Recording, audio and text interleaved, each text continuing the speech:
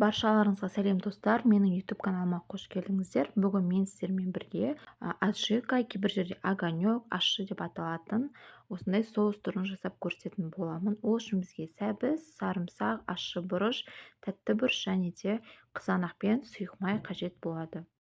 Ең алдымен барлық көкөністерімізді жуып тазалап алу қажет. Барлықтарын тазалап дайындап болған соң оларды турауға кірісеміз. Бұрыштың барлығын тазалап жуып алдым. Содан соң осылай видеодағыдай бірнеше тіліктерге бөліп, осылай орташа көлемде барлығын турап дайындап аламын. Қатты ұсақ немесе ірі тураудың қажеті жоқ. Біз барлығын ет тартқыштан өткізетін болғандықтан, тез өткізу үшін осылай турап дайындап алу қажет. Келесі кезекте жуылған қызанақтарымызды да осылай орташа пішінде бірнеше бөліктерге бөліп турап дайындап аламыз, және де қажетсіз бөлігін міндетті түрде кесіп алып тастаймыз. Қызанағымыздың барлығын видеодағыдай дәл осылай турап дайындап алу қажет болады.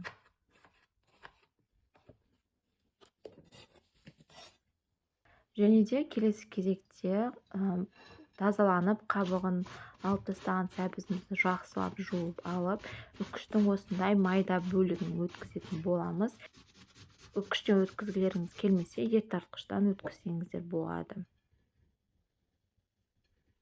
Сәбізіміздің барлығын осылай бөлткізіп дайындап қоямыз. Келесі кезекте сарымсақтарымызды тазартып жуып алған соң осылай бірнеше бөліктерге бөліп тураймыз. Оны да ет тартқыштан өткізетін боламыз. Ет тартқышқа салғанда оңай өту үшін осылай ұсақтап турап дайындап алу қажет. Тазаланған ащы бұрышымызды ең алдымен ет тартқыштан өткіземіз. Осылай салып, толкушкамен артынан итеріп отырамыз. Тез-тез барлық ащы бұрыштарымызды өткізіп алатын боламыз. Осылай. Ащы бұрыштарымыздың барлығын өткізіп болған соң келесі кезектен сарымсағымызды саламыз. Сарымсақты да кезекпен салып, осылай итере отырып, барлығын ет тартқыштан өткізіп аламыз. Ащы бұрышымыз бен сарымсағымызды осылай өткізіп дайындап алған соң қазанымызға салып аламыз. Келесі кезекте оның үстінен үккіштен өткізген сәбізімізді салып қоямыз.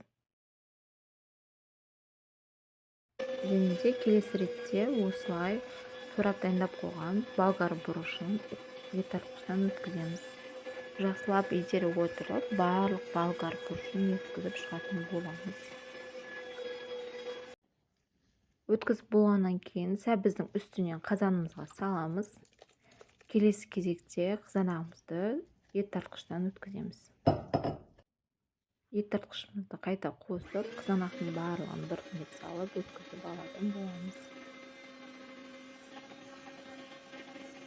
Бұл аппетитка деп айтып жатады, аджика деп айтып жататын соус түрі өте дәмді болып шығады. Қысқы уақытқа осылай жаздың соңғы айларында немесе күз айында дайындап қойсаңыздар болады. Осылай барлығын өткізіп дайындап қазанымызға салып аламыз. Газға қойып қойған соң, оның үстінен осылай сұйық майды 200 мл көлемінде құятын боламыз. Менде тазартылған иіссіз сұйық май, сіздерде дәл сондай сұйық май түрін қолданыңыздар. Үстіне осылай майымызды толықтай құйып шығамыз, және де 1 ас қасық тұз саламыз.